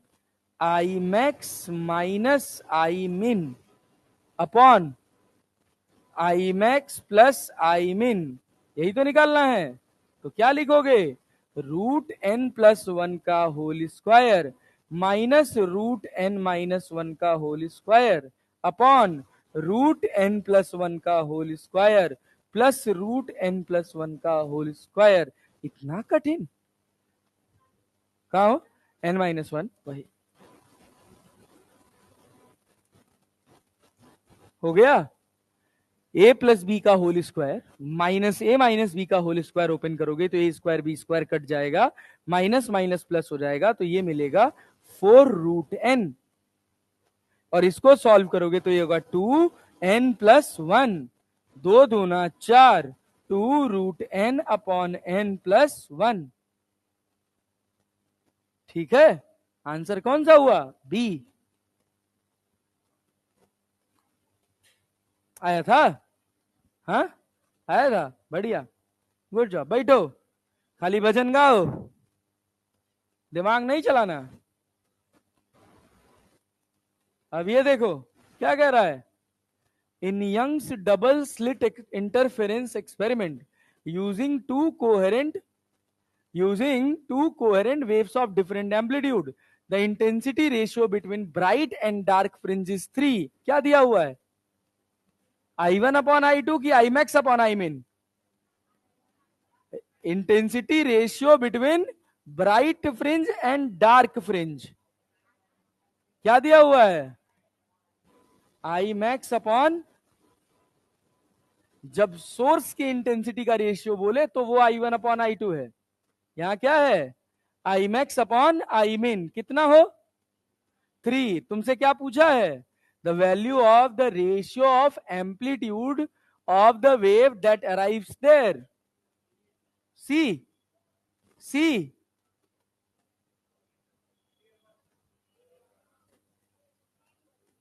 The value of ratio of amplitude waves, जो वेव्स आ रही हैं उनका रेशियो क्या है? एक सोर्स 1 से आ रही है A1 और एक सोर्स 2 से आ रही है A2। A1/A2 निकालना है नीता। हमको कैसे पता चलेगा? नहीं, सवाल आ रहा है ना, हमको कैसे पता चलेगा, क्या करें? तो अंग्रेजी पढ़ो तो आएगा। बगल में कहीं देख लो, हो कोई कोचिंग वोचिंग हो अंग्रेजी सिखाया जाता हो जहां पे। दादादास क्या बोला ये? द वैल्यू ऑफ वेले निकल रहा है, मतलब हद है यार। The value of the ratio of the amplitude of the wave that arrives there. जो वेव्स वहां पहुंच रही हैं, उन वेव्स के एम्पलीट्यूड का रेशियो लिखना है, ना कि फ्रिंज का। अगर बोलता जो ब्राइट फ्रिंज बनी है और जो डार्क फ्रिंज बनी है, उनके एम्पलीट्यूड का रेशियो लिखिए, तो हम लिख देते सीधे क्या, ए मैक्स अपॉन ए मिन का होल स्क्वायर। लेकिन ये पूछा नहीं है। ए मैक्स अपॉन ए मिन कितना होगा? √3 होगा। और ये किसके बराबर है? A1 plus A2 upon A1 minus A2। तुमसे क्या निकालने को बोला है? A1 upon A2। तो √3 प्लस 1 अपॉन √3 माइनस 1। पता नहीं क्या चल रहा है ये सब। नो, ऐसा ही है ना? हाँ दास, ये बनाओ। गलत हुआ तो बहुत मारेंगे, जान लेना, अब की बार गलत नहीं होना चाहिए। कह रहा है कि मैक्सिमम और मिनिमम इंटेंसिटी, मतलब ब्राइट फ्रिंज और डार्क फ्रिंज का रेशियो दिया है 9:1। Ratio of amplitude of coherent sources क्या लिखोगे? मैक्स अपॉन ए मिन की A1 plus A1 upon A2। Ratio of amplitude of the coherent sources A1 upon A2। क्या मिलेगा? बोल। ए मैक्स अपॉन ए मिन कितना दिया हुआ है? 9/1 ना। इंटेंसिटी दिया हुआ है। I1 अपॉन I2 दिया है ना, आई मैक्स अपॉन आई मिन दिया है 9:1। तो ए मैक्स अपॉन ए मिन क्या होगा? 3:1। तो कितना होगा? C A1 plus A2 upon A1 minus A2। यही करना है घुमा फिरा के। A1 अपॉन A2 मतलब 3 × 4/2 मतलब 2/1। नहीं आया? दूसरी बार पढ़ रहे हैं ये सेम चीज। तो तब पढ़े थे तो पहले मैं 5-6 तो खुद जेनरिक करवाया था। जेनरिक क्वेश्चंस करवाने के बाद, सारा रेशियो सिखाने के बाद, तब इस तरह के क्वेश्चंस पे लेके आया था।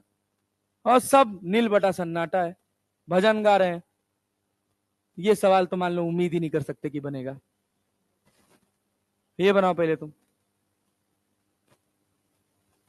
बनाओ।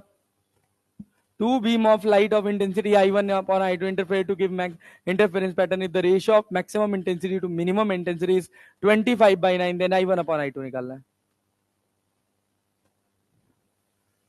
क्या दिया हुआ है? आई मैक्स अपॉन आई मिन दिया हुआ है ना। कितना दिया हुआ है? 25/9। क्या ए मैक्स अपॉन ए मिन निकाल सकते हो? क्या होगा? क्या होगा? ए मैक्स अपॉन ए मिन लिख सकते हैं। क्या लिखेंगे? 5/3। A1 अपॉन A2 लिख सकते हो 8/4, मतलब कितना? 2/1। अरे क्लियर है? नहीं आया? 5 में से 3 गया तो कितना बचेगा? 2 ना। तो 8/2। 2×2 = 4। कितना आया? 4। तुझे क्या पूछा था? A1 अपॉन A2 की I1 अपॉन I2? क्या A1 अपॉन A2 का होल स्क्वायर होगा? तो 4 चौक को 16, 16/1। आंसर क्या है? डी। ये फालतू है, टाइपिंग एरर है। अरे क्लियर है? नहीं आया? आया? ये बनाओ। Two monochromatic light waves of amplitude 3A and 2A interfering at point have phase difference कितना? 60 डिग्री। ये क्या है? phi। The intensity at that point will be proportional to। Intensity किसके प्रोपोर्शनल होगा? क्या? एम्पलीट्यूड का स्क्वायर। ए लधेड़े गधेड़े। Intensity is directly proportional to amplitude का स्क्वायर, नहीं?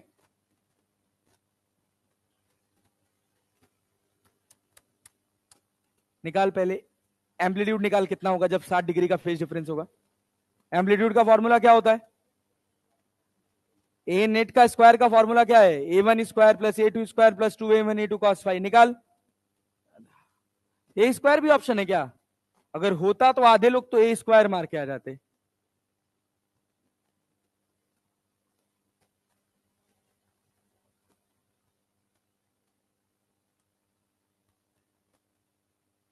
क्या लिखा तूने? ये सही लिख रही है तो ढंग से लिख, काट उसको।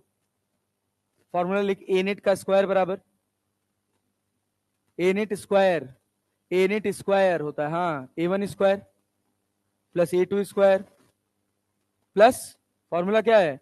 2A1 A2 cos five. याद नहीं करेगी कुछ तो कैसे बात बनेगा? थोड़ा तो याद करना पड़ेगा ना यार।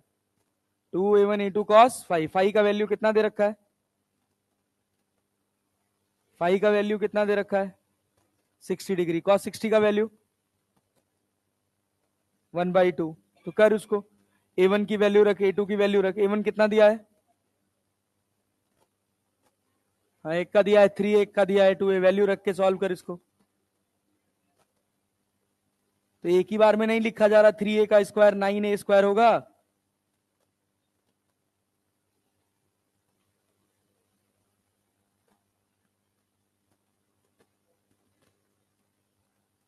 टू से टू काट दे।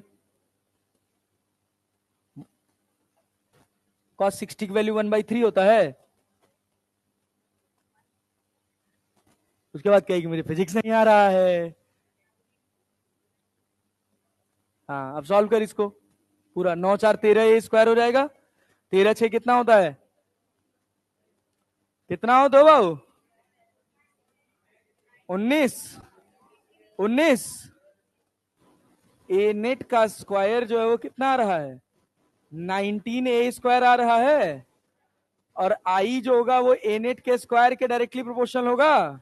मतलब आई डायरेक्टली प्रोपोर्शनल होगा किसके? Intensity is directly proportional to A square. हुआ? समझ आया? Yes sir. चल यहां देख, अब ये सवाल देख क्या बोल रहा है। In the Young's double slit experiment the intensity of light at a point on the screen is K. क्या तुझे बोला कि एक सोर्स की इंटेंसिटी I1 है, दूसरे की I2 है?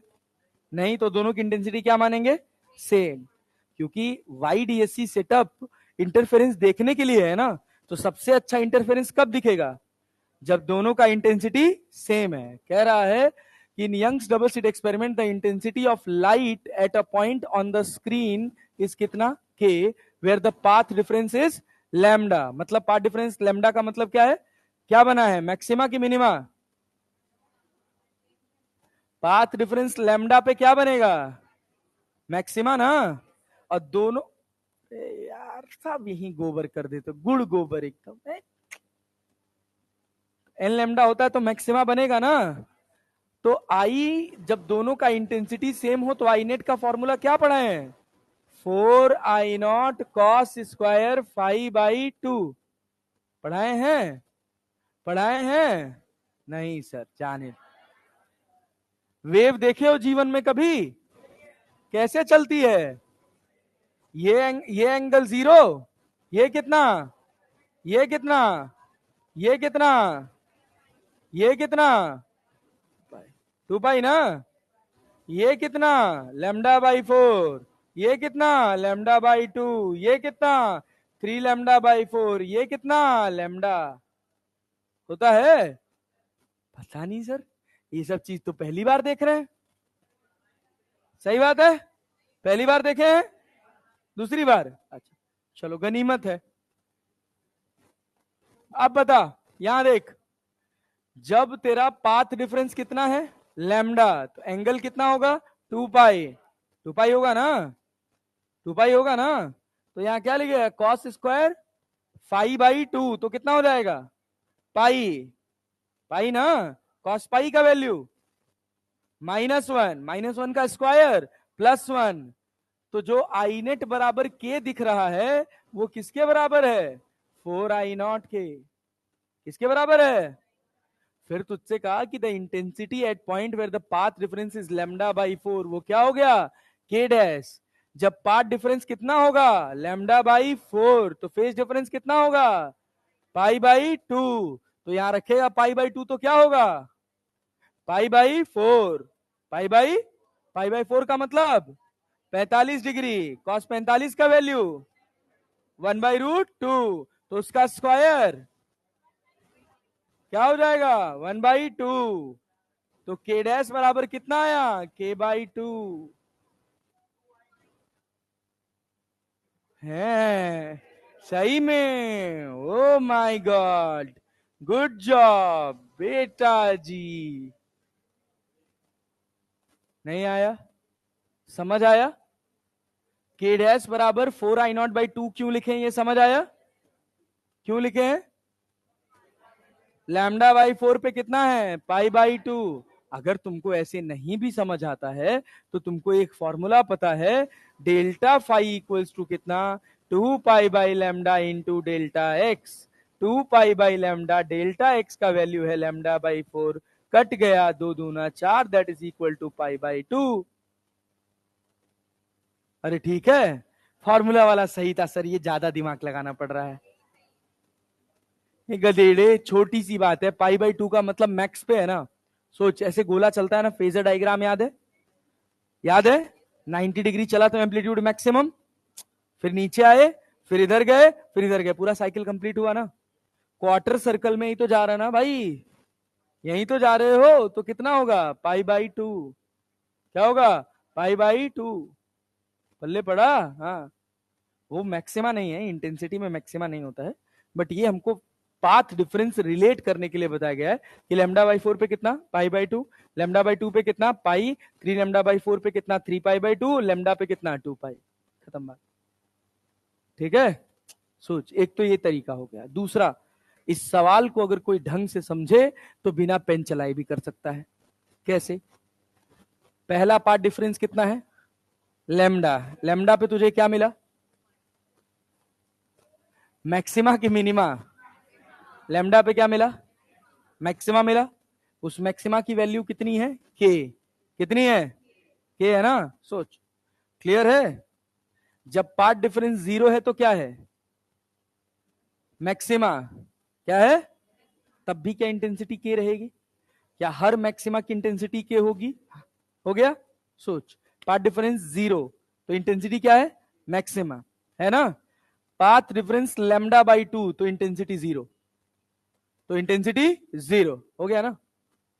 अरे हुआ कि नहीं हुआ? ये लैम्डा है, ये 0 है, क्या है, ये कितना है, कितना है π/2 या λ/2, मिनिमा बना है ना। 0 और λ/2 के बीच में ही तो λ/4 आएगा, तो इसकी इंटेंसिटी कितनी है के, इसकी कितनी है 0, तो बीच वाले की कितनी होगी k/2।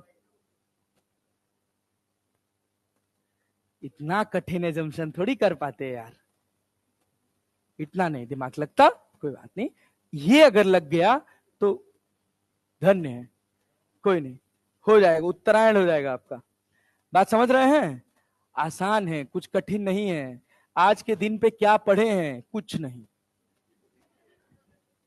आज के दिन कुछ नहीं पढ़े के हिसाब से देखा जाए। इसको रिवीजन नहीं कहते हैं, इसको कहते हैं दोबारा फिर से पढ़ाओ। रिवीजन कहां कहते हैं इसको। सोच भाई, अपन पूरा जो पढ़ रहे हैं, इस टॉपिक का नाम है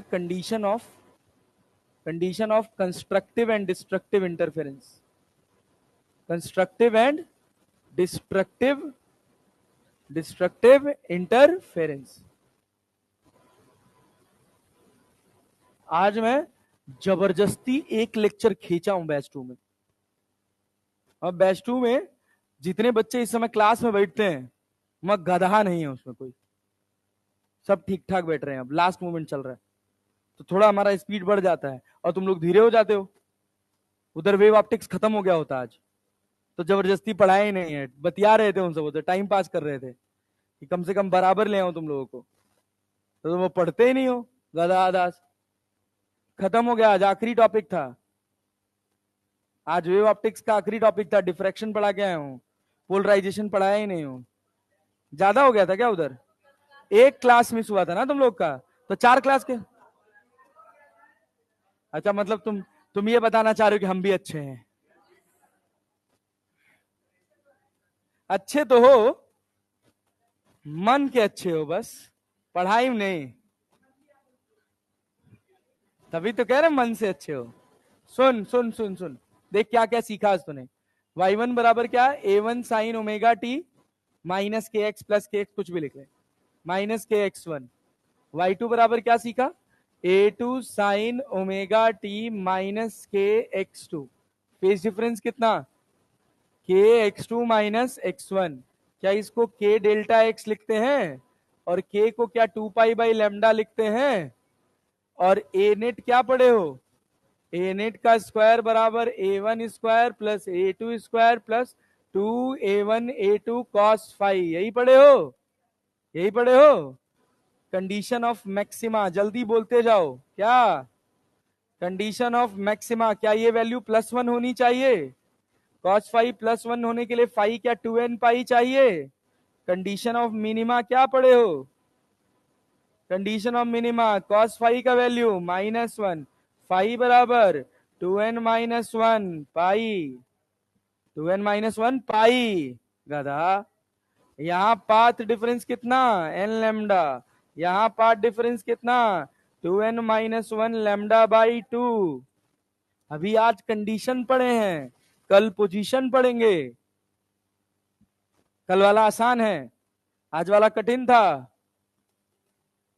पहले वही पढ़ाना चाहिए था। हाँ, इसीलिए कह रहा हूं ये आसान है। और क्या पढ़ा है भाई, और क्या पढ़ा है, क्या I1/I2 = बोल बोल बोल, a1 स्क्वायर अपॉन, सब फॉर्मूला याद रहेगा फिर भी सवाल नहीं बनेगा। ए मैक्स माइनस ए मैक्स प्लस ए मिन का होल स्क्वायर अपॉन ए मैक्स माइनस ए मिन का होल स्क्वायर। अरे नहीं आया, आया, ये क्या लिख दिए, अच्छा है भाई, समझे ना, बस सवाल पलट दिए हैं केवल, ठीक है। नहीं आया, ये क्या कर दिए, रुक जाओ अभी बताते हैं। यहां तक कहानी क्लियर है, सोच, आई मैक्स अपॉन आई मिन क्या लिखेगा, ए मैक्स का स्क्वायर अपॉन, क्या हमेशा सवाल को एम्पलीट्यूड से सॉल्व करेंगे, √I1 √I2 से सवाल सॉल्व नहीं होगा, कठिन होता है थोड़ा, उससे सोचने में दिक्कत लगता है। यहां क्या, a1 plus a2 upon a1 minus a2 का होल स्क्वायर। इसी को बराबर हम किसके लिख देते हैं, बोलो, बोल बोल बोल, क्या लिखेगा, √I1 प्लस √I2 का whole square upon √I1 minus √I2 का होल स्क्वायर। अच्छा, कहीं तुमको ऐसे तो नहीं लग रहा सर यहाँ दोनों पे स्क्वायर है, यहाँ पर अलग अलग स्क्वायर है, मतलब दोनों का सेम ही होता है। हाँ भाई, क्या कह रहा, इतना भी नहीं समझे, अब थोड़ा सा तो मजाक कर लेंगे ना यार। अच्छा, तुझे क्या लग रहा था मैं सीरियस हूं, सही लग रहा था।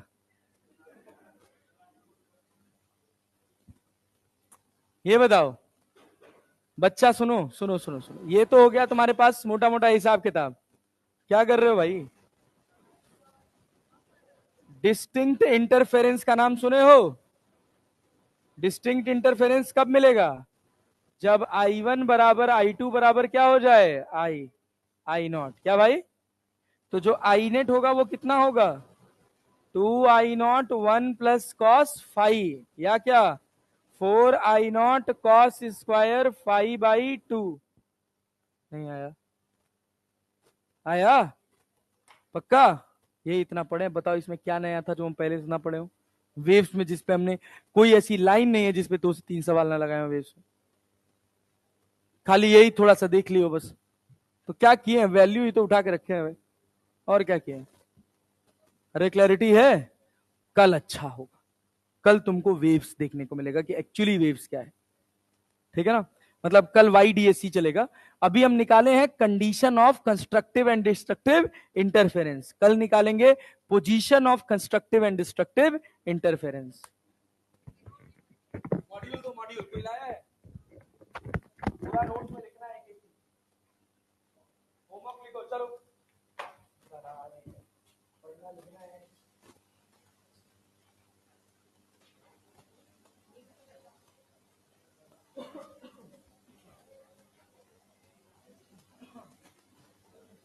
देखो होमवर्क क्वेश्चन नंबर 1 2 3 4 1 से लेके 11 तक सब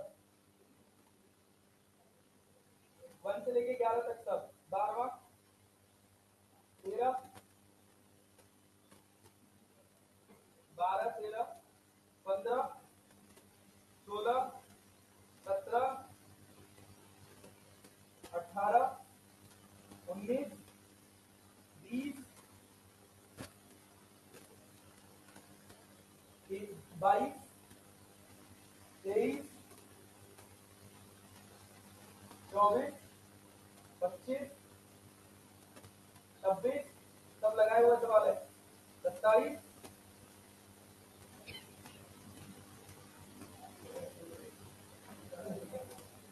28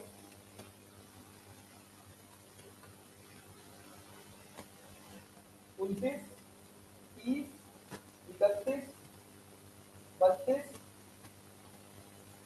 32 देखना मैं कर जाऊंगा 32 में टाइम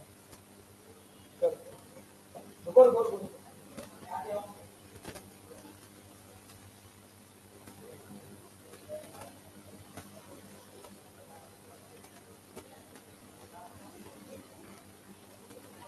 34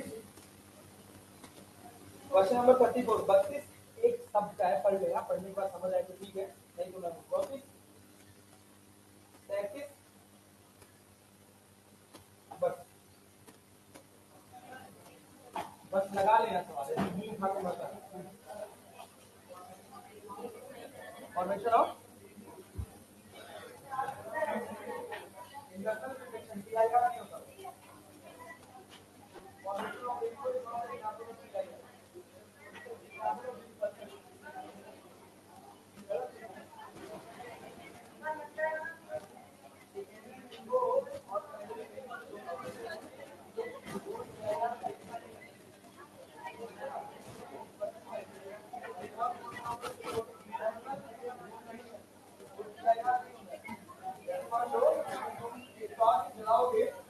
पानी के ऊपर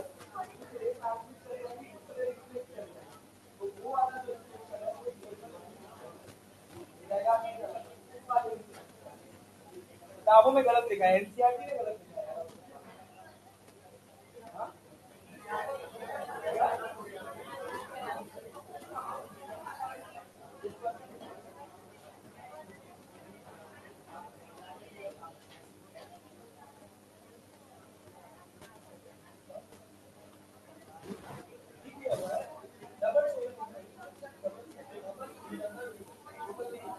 अलग होता है बताऊंगा रेनबो पढ़ाऊंगा जैसे सिलेबस में नहीं है